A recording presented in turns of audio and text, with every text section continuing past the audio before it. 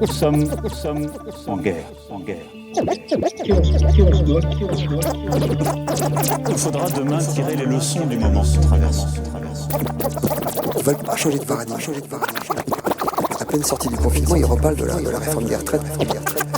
L'espoir est là.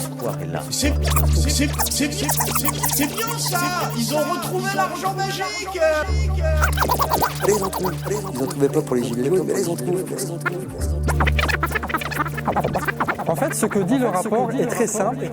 La théorie du ruissellement ne marche pas. Je suis enragé, on me prend pour des cons. Réveillez-vous, s'il vous plaît. Well, bienvenue sur le GRT Info numéro 9, spécial été 2022.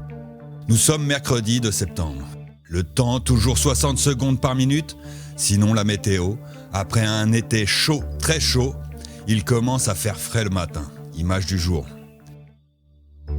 Avant la partie politique, je vais vous rappeler une blague. Si vous avez oublié de Jean Castex, il y a un peu plus d'un an. Pour sauver l'hôpital, il ne faut pas tomber malade. Allez, fini les plaisanteries, passons à la politique.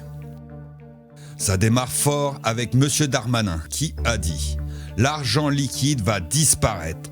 Ceci est un vœu de l'Union européenne pour contrôler les trafics. » Bruno Le Maire, en début d'année, avait en projet d'affaiblir l'économie russe. Le gars est prêt à faire crever des civils quand même. Après plus de 6 mois de guerre, donc après cet été, on s'aperçoit que l'euro est en train de chuter. Il est même passé en dessous du dollar. Alors qu'avant la guerre, nous avions déjà des problèmes de coût de l'énergie. Aujourd'hui, c'est nous qui subissons et qui souffrons de la pénurie. Petit rappel historique. Je rappelle que les politiques, pour nous faire adhérer au projet Europe, nous l'avaient vendu comme un projet de partage, que le chômage baisserait énormément, que cela éviterait la guerre et que notre monnaie commune pourrait concurrencer la monnaie des grands pays. Je pense que les Français dont je fais partie qui avaient voté non savaient déjà que cela était du pipeau. Aujourd'hui, nous en avons la preuve. Économie et écologie. Avant de commencer, je rappelle que pendant le confinement, les avions volaient à vide pour ne pas perdre leur couloir de vol. En septembre dernier, le Parlement européen a voté la non-taxation du kérosène pour les jets privés et les yachts. Nous devrons d'ici 2035, selon le gouvernement européen, passer à la voiture électrique, sauf si vous achetez une Ferrari, une McLaren ou une Lamborghini, qui auront le droit de fabriquer et de vendre leurs voitures thermiques. On va voyager dans ces infos. Juillet 2022, selon l'ONU, la crise mondiale du coût de la vie a déjà entraîné 71 millions de personnes dans l'extrême pauvreté dans le monde.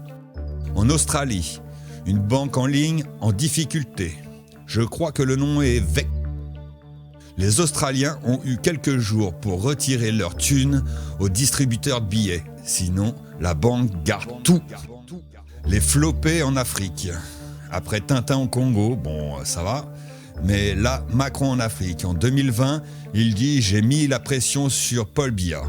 Cet été, info de Naja TV. Au Cameroun, à Yaoundé, certains commerces se sont fait raser pour le passage de notre grandissime Emmanuel. Son passage en Algérie nous montre que notre président est confiant.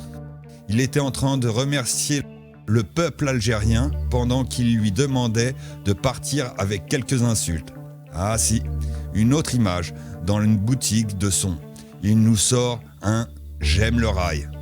No comment. Info mondiale, on continue. Japon, un ministre assassiné. Guerre en Ukraine toujours en cours. Révolution sociale contre la hausse des prix de l'énergie et de la corruption au Bangladesh, en Afrique du Sud, au Népal et au Madagascar, où le coffre des mines et ressources stratégiques s'est vidé par magie. Manifestation, des taxis dans le centre de Santiago au Chili contre la hausse des carburants et la concurrence déloyale d'Uber et des plateformes numériques. C'est joyeux, un bel été. Manifestation sur la Plaza de Mayo à Buenos Aires. Pour ceux qui ne savent pas, c'est en Argentine, contre la hausse du coût de la vie et l'accord conclu avec le FMI. L'inflation dépasse les 60%. Manifestation au Malawi, un des pays les plus pauvres du monde, contre la hausse des prix, la corruption et l'impunité des dirigeants politiques. Des files d'attente interminables au Liban devant les boulangeries dues à une pénurie. Le Liban, un pays de longue date en lien avec la France, est en crise depuis plus d'un an. Le Sri Lanka instaure un pass carburant avec QR code, limitation du service. France, aïe aïe aïe, qui va tirer le pénalty au PSG. Sinon, augmentation des prix des denrées alimentaires, de l'essence, de l'énergie, électricité, gaz. Pas de grosses manifs car chez nous, nos dirigeants sont trop forts.